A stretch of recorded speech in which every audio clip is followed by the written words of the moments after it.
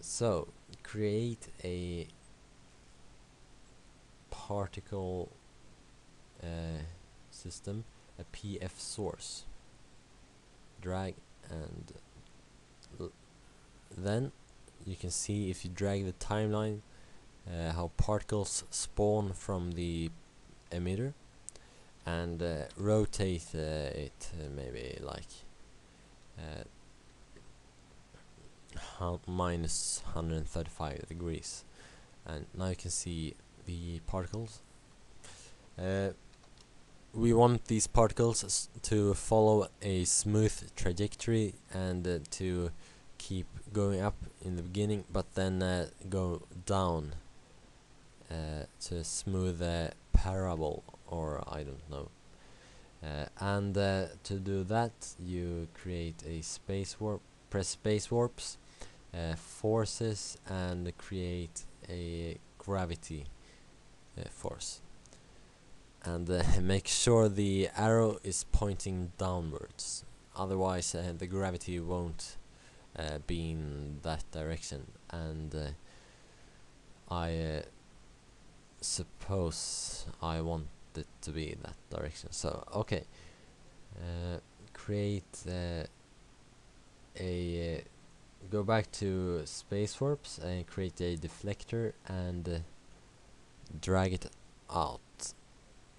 Make it a little bigger than the grid. Okay, seems like it's okay. You can move. I'll move the arrow a bit away from the deflector, and we want the particles to be arrows. So press the number 6 on your keyboard to open the particle view. And here, first select the birth,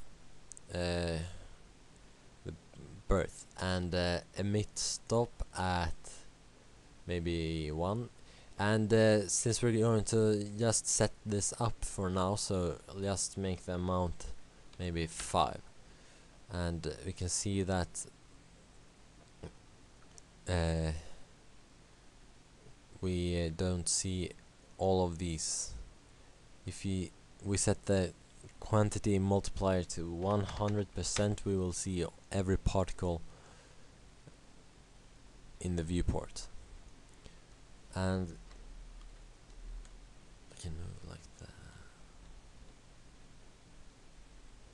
Make this a little smaller. Here you can see. Now we're going to add a force operator, and press add. Now we can see that the particles spawn here, but they fall down too quickly. So press the speed operator and increase it.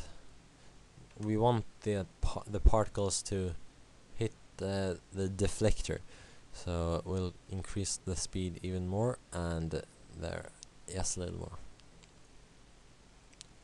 So here you can see they hit the deflector in the middle. So then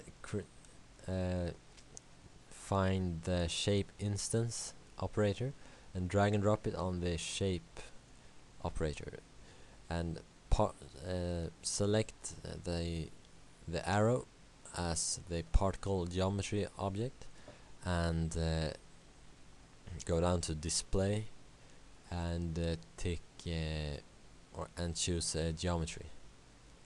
Now you can see the arrows flying through the air, but something is very wrong to the arrows.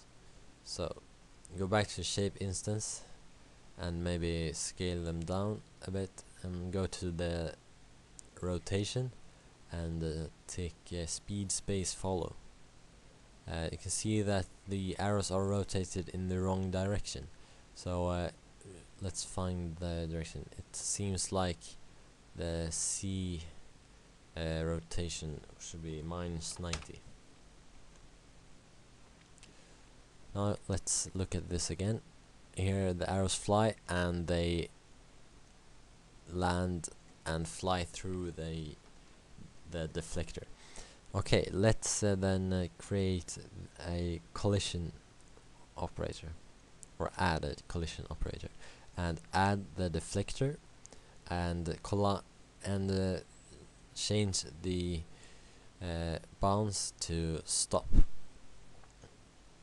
But they stay, and you can see they stop on the floor, but they rotate, and we don't want that. So select the entire event 1, hold shift and drag it downwards, press copy, and then select the collision to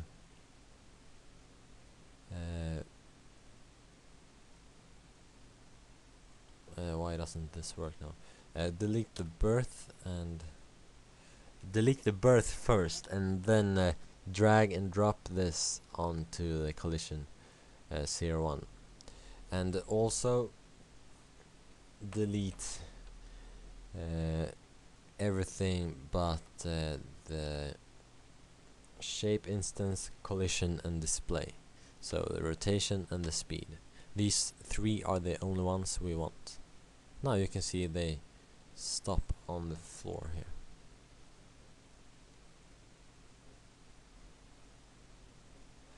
And they are very big right now, so let's reduce the scale. That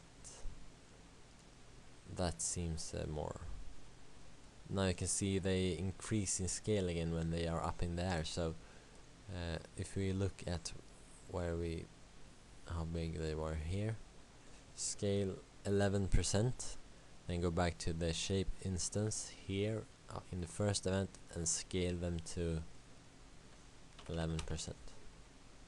Now they go back and fall as they should. And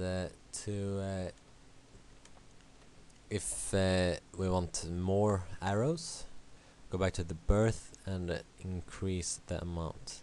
So right now I have 72 arrows here, and it doesn't look very good because they are very uniform. All the arrows, they don't go in any, they all go in exactly the same direction, and everything just looks too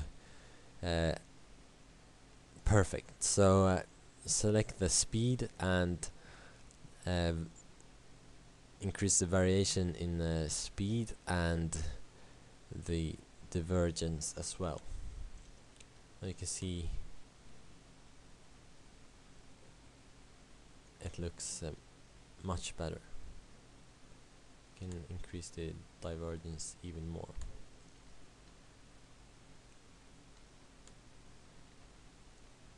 Now we have 72 arrows flying and landing on the deflector, and this is what we saw in the little movie I showed in the beginning. Okay, now the tutorial is over. My name is Marcus. Hope you liked my tutorial. Oops. How do I stop this?